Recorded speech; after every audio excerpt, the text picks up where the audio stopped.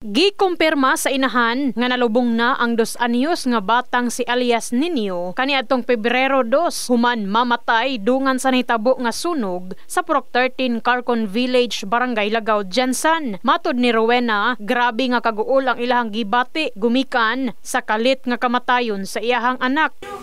Sakit man matuod noon pero hinahinayan lang ako na mawala-wala akong kaguol. Tapos sa unta na padayon na unta siya. Atong pagkasunog matod pa sa panimalay nilang Rowena, anaa siya sa trabahoan ug ang iyahang ban og usa pa ka anak ang nabilin sa balay. Natrap matod pa si Nino sulod sa balay ug wala kini dayon matabang tungod nakuyapan ang amahan niini. Tapos stayin ko sa akong trabawan, nagtawag sa ko na nasunog daw. Mato nag-uli ko siyempre kay nagud ko mga pamilya diri.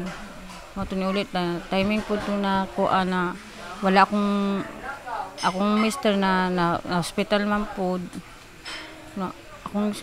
Kung anak na isa di ay nabilin. Akong isa ka anak na nakakuan man sa kagawas.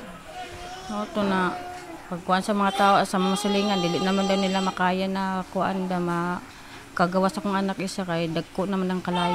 Nagpasalamat ang ginang tungod sa tabang sa Barangay Council sa Lagaw ug Local Government Unit aron mapahilo na ang pataynglawas sa iyahang anak. Ato po itong ipatot, yamitan na sa itong barangay.